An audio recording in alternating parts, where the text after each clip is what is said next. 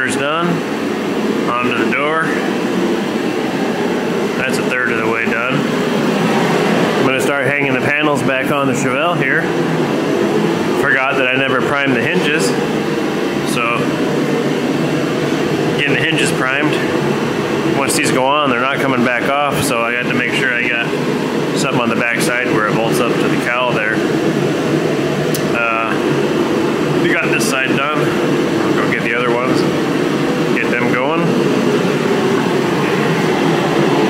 And yeah.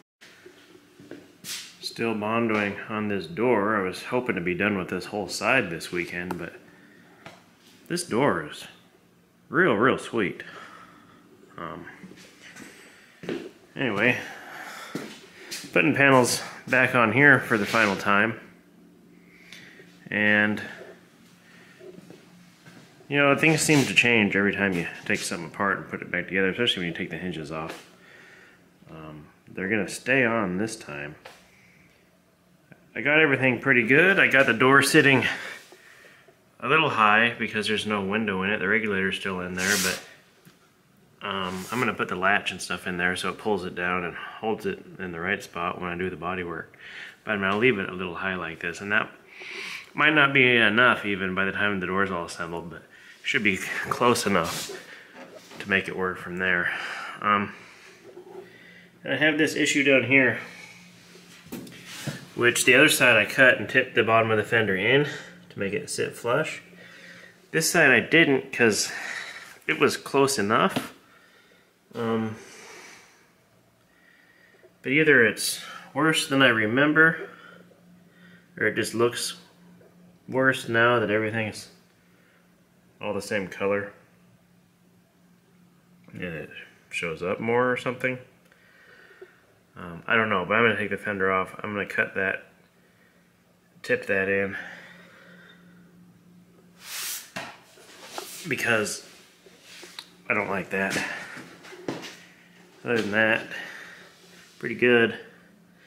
I don't know exactly what this gap is supposed to be right here.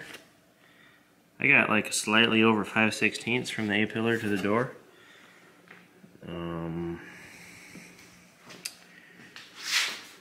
I know if you get the door tipped in too far, you can't see in here, but you won't have room for your weather strip, and it'll pinch up there, and the door will be hard to shut. If anybody has a 70 Chevelle, what's this gap right here? I know Gerald showed me that his car is, I think it was a little bit bigger than this, but that's not a good car to go off of either, so I don't really know. I'll know when I get the other fender on and put the hood on, if the fenders are too close together, that the doors need to be moved out a little bit. But anyway,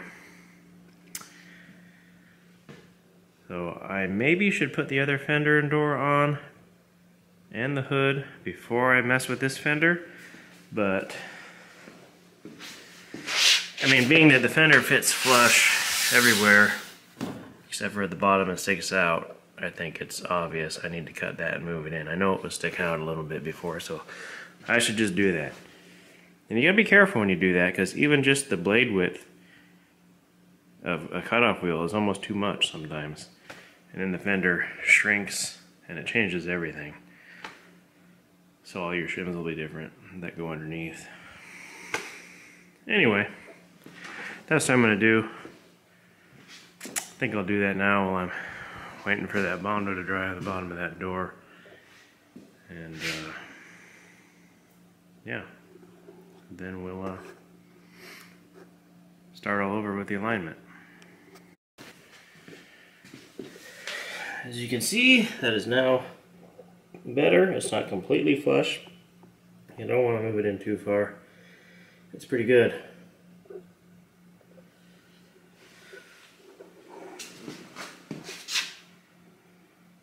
So that's how you take care of that problem. Well, this is where we're ending up this weekend. I was hoping to finish this side, but I didn't get the top of the fender done. So finish that tomorrow. Move on to the other side. I don't know how this car got so wavy. There's like hardly any Bondo in it. It's almost like, it's so wavy that you'd think it was full of Bondo and they blocked it with a sponge, but no. It's mostly just, I don't know. I'm at a loss. It's weird.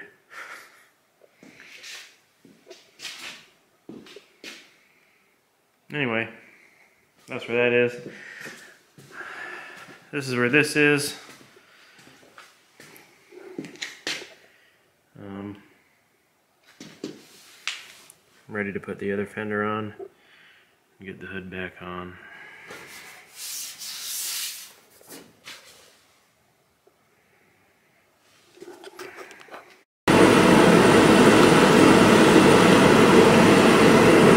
Monday night, back out here to finish this side up, which is what I wanted to get done this weekend. So made sure I came out here tonight after work. Quick block on the top of this fender, and you can see more of what we're dealing with everywhere. So now I'm just going to DA this top of this fender with 80 grit, skim coat it, lock it down, and this side will be done.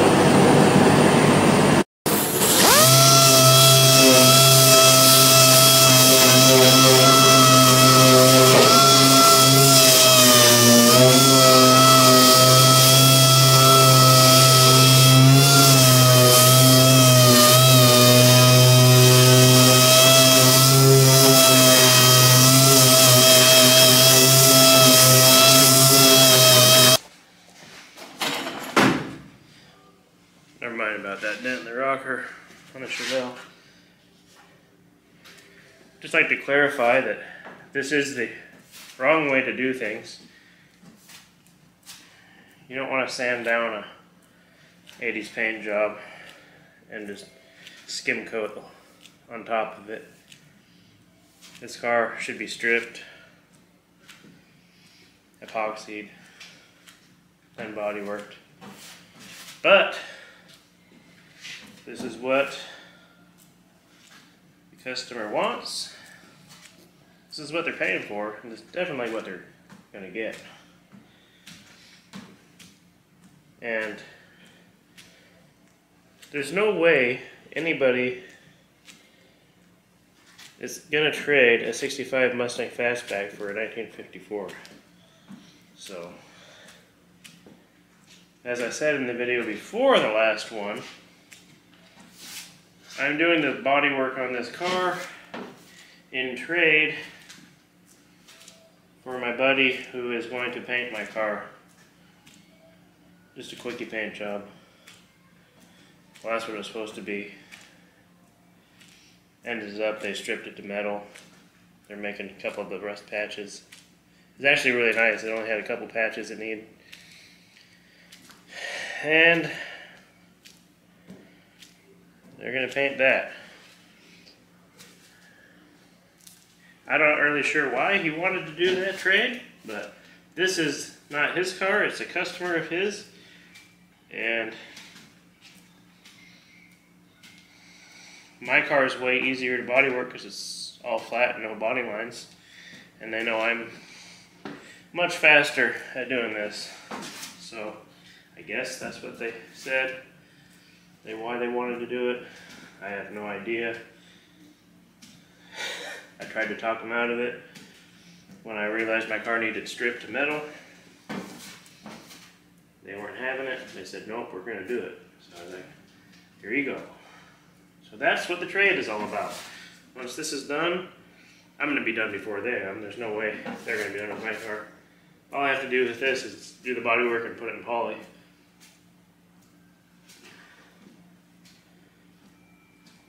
They got a body work and poly and sand and base and flat clear, and then I think we're going to flake the roof. I'm not really sure when my car is going to be done, but I know one thing. If they want this car back, it'll be done. But I would gladly trade my car for this one. if the actual owner of this car would like, which I highly doubt.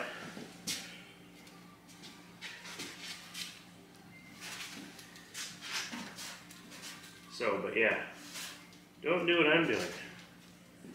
This is just a band-aid. I have a feeling this guy's just going to sell this car. Otherwise, why wouldn't you do it the right way? The rest of the car is super nice. And the car is nice. Like I was saying, I don't understand why it's so wavy. It's not full of Bondo. Very few Bondo spots on this car I've ran into.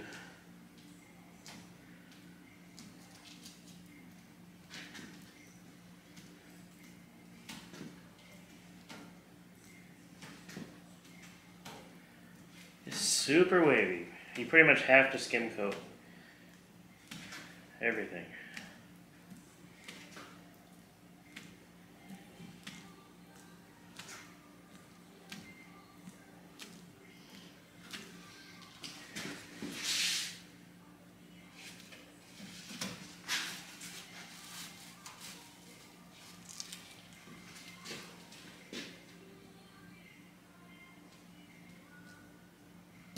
Definitely don't need it on that lip. I don't know why I put so much there. I'll be sanding that all off.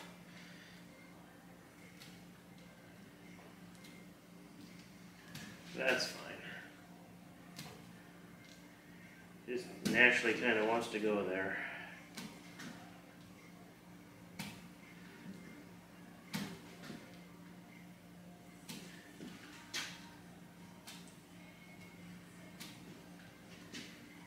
I find that it's better to spread your filler in the opposite direction that you're going to sand it. For me, that's what works the best. A lot of people say to spread it the direction you're going to sand it, like I should be going this way with it. But for some reason the lines in it doing it this way almost act as a guide coat. Helps me see what's sanding faster, sooner.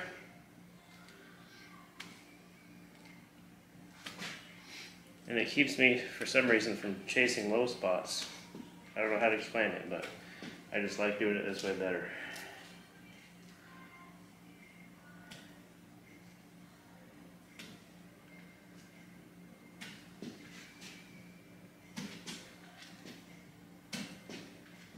This is the last part on this side. Part of me kind of wants to mask up and prime this side before I start doing the other side, but I'm not sure why. I probably won't do that. Doesn't make a whole lot of sense to do that. Just kind of what I want to do. Not going to, fine. You talked me out of it. I guess I just like seeing progress.